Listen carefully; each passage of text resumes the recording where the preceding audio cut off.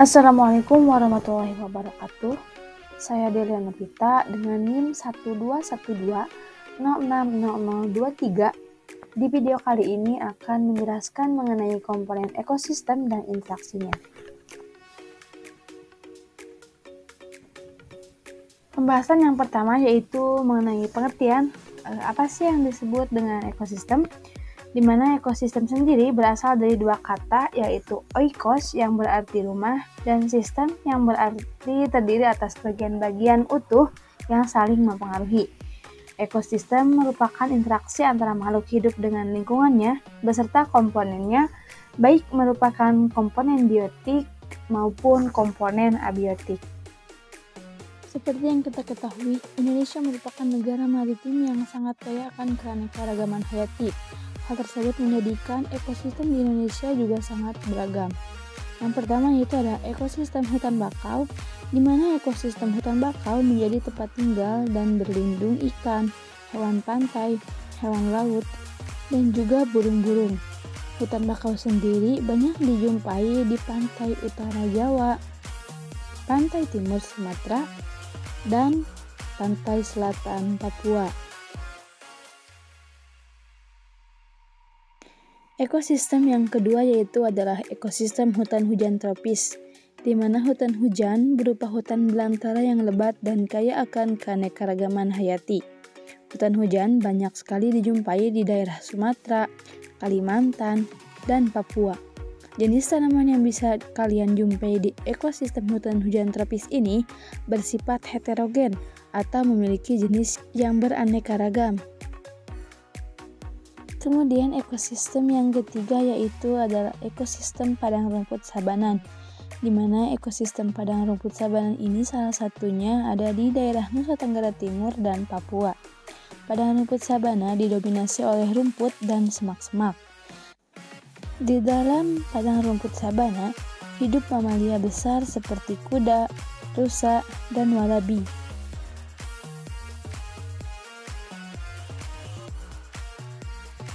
Kemudian yang keempat itu ada ekosistem sawah, di mana ekosistem sawah menjadi salah satu macam ekosistem di Indonesia dan terdapat di daerah pertanian.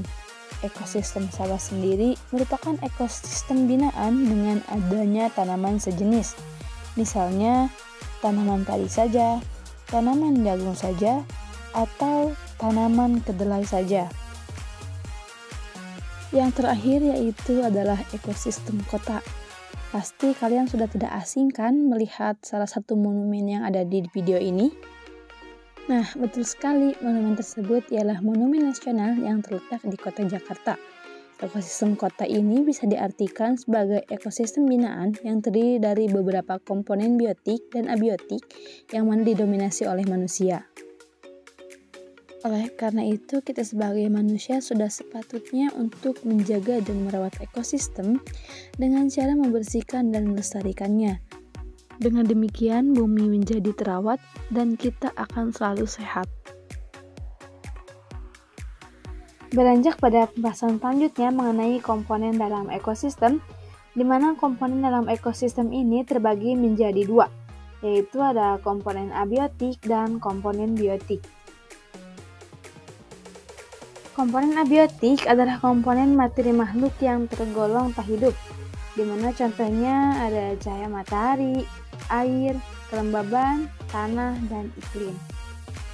Sedangkan pengertian komponen biotik adalah komponen ekosistem yang tergolong sebagai makhluk hidup, di mana peranannya dibedakan menjadi tiga, yaitu produsen, konsumen, dan dekomposer. Pengertian dari produsen ialah organisme autotrof yang dapat menghasilkan makanannya sendiri. Contohnya yaitu tumbuhan.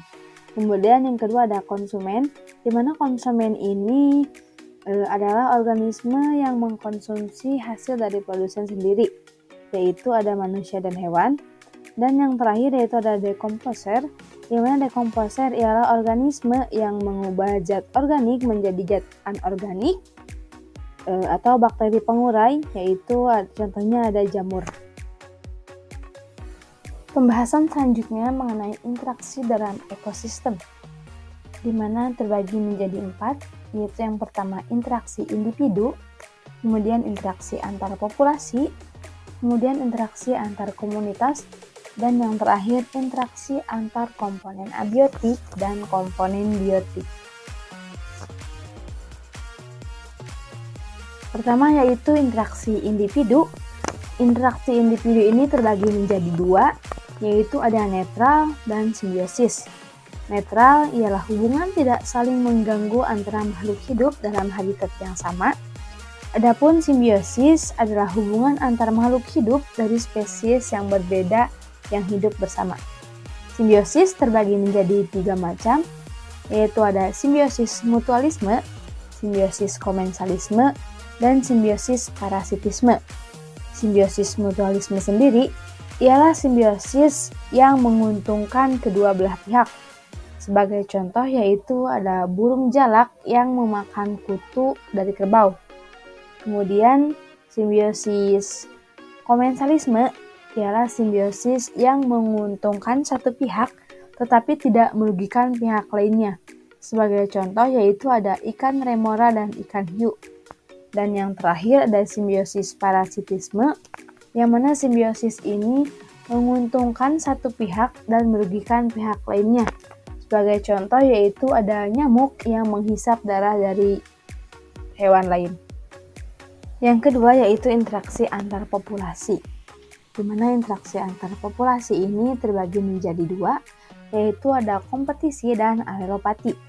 Kompetisi ialah hubungan antar populasi dan di populasi tersebut terdapat kepentingan yang sama sehingga terjadi persaingan. Sebagai contoh yaitu populasi harimau dan populasi singa, yang mana keduanya memiliki sumber makanan yang sama yaitu daging atau mereka disebut sebagai hewan karnivora. Kemudian yang kedua yaitu ada alelopati. Alelopati ialah interaksi antara populasi bila populasi yang satu menghasilkan zat yang dapat menghalangi timbulnya populasi lain. Sebagai contoh yaitu tanaman jagung dan gulma. Yang selanjutnya yaitu interaksi antar komunitas, di mana interaksi antar komunitas ialah kumpulan populasi yang berbeda di suatu daerah yang sama dan saling berinteraksi. Sebagai contoh misalnya komunitas sawah dan komunitas sungai. Antara komunitas sawah dan sungai terjadi interaksi dalam bentuk peredaran nutrien dari sungai ke sawah dan peredaran organisme hidup dari kedua komunitas tersebut. Dan yang terakhir yaitu interaksi antar komponen abiotik dan komponen biotik, di mana interaksi ini membentuk ekosistem dan hubungan antara organisme dengan lingkungannya, menyebabkan terjadinya aliran energi dalam sistem di dalamnya. Dalam ekosistem terdapat struktur atau tingkat tropik, keanekaragaman genetik, serta siklus materi. Nah, berikut ini merupakan contoh jaring-jaring makanan pada ekosistem sawah, di mana padi sebagai produsen 1, tikus sebagai konsumen 1, ular sebagai konsumen 2, elang sebagai konsumen 3, dan bakteri sebagai dekomposer atau sebagai pengurai. Beranjak pada pembahasan yang terakhir yaitu mengenai siklus biogeokimia, di mana siklus biogeokimia ini adalah siklus unsur atau senyawa kimia yang mengalir dari komponen abiotik atau komponen biotik dan kembali lagi ke komponen abiotik. Untuk siklus ini terbagi menjadi 5, yaitu ada siklus nitrogen, siklus fosfor, siklus sulfur, siklus air, dan siklus karbon dioksida serta oksigen. Yang pertama yaitu siklus nitrogen. Sebagian besar unsur nitrogen di atmosfer terbentuk dari nitrogen bebas. Beberapa organisme dapat menyerap nitrogen. Nitrogen yang diikat oleh bakteri akan diubah menjadi amonia. Proses pembentukan amonia tersebut disebut dengan amonifikasi. Amonia kemudian dirombak oleh bakteri nitrit. Ion nitrit akan dirombak oleh bakteri nitrat. Proses penyusunan senyawa nitrat dari amonia disebut nitrifikasi. Dalam bentuk ion nitrat inilah nitrogen baru dapat diserap oleh tumbuhan. Bakteri tanah juga memanfaatkan ion nitrat untuk memperoleh oksigen dalam proses nitrifikasi. Proses tersebut menghasilkan nitrogen. Nitrogen yang dihasilkan akan kembali ke atmosfer. Yang selanjutnya mengenai proses siklus fosfor. Senyawa fosfor yang ada di bumi tersimpan di dalam batuan. Batuan yang mengalami pelapukan akan dibebaskan oleh fosfat yang akan dibutuhkan untuk menyusun jaringan tubuh. Dekomposer akan mengembalikan senyawa fosfor ke tanah dan air. Kemudian pada proses siklus sulfur, di mana tumbuhan menyerap sulfur dalam bentuk sulfat, perpindahan sulfat terjadi melalui proses rantai makanan. Setelah makhluk hidup mati, komponen organiknya akan diuraikan oleh bakteri atau dekomposer. Selanjutnya pada proses siklus air, di mana pada saat suhu yang tinggi, air di bumi dan air dalam tubuh makhluk hidup mengalami penguapan membentuk awan. Selanjutnya terjadilah kondensasi uap air menjadi titik-titik air akibat pengaruh suhu yang rendah.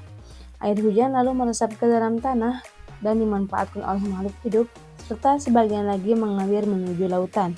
Dan pada saat suhu tinggi, maka akan terjadi penguapan kembali. Dan yang terakhir yaitu siklus karbon dan oksigen. Karbon dioksida diserap tumbuhan untuk proses fotosintesis yang menghasilkan amilum dan oksigen. Kedua zat tersebut dimanfaatkan oleh tumbuhan dan makhluk hidup lainnya. Oksigen dimanfaatkan untuk proses pernapasan atau respirasi yang mengeluarkan zat sisa berupa karbon dioksida. Karbon dioksida lalu dimanfaatkan lagi oleh tumbuhan untuk berfotosintesis. Karbon dioksida juga dihasilkan dari penguraian bahan-bahan organik. Cukup sekian yang dapat saya sampaikan. Mohon maaf atas segala kekurangan. Terima kasih. Assalamualaikum warahmatullahi wabarakatuh.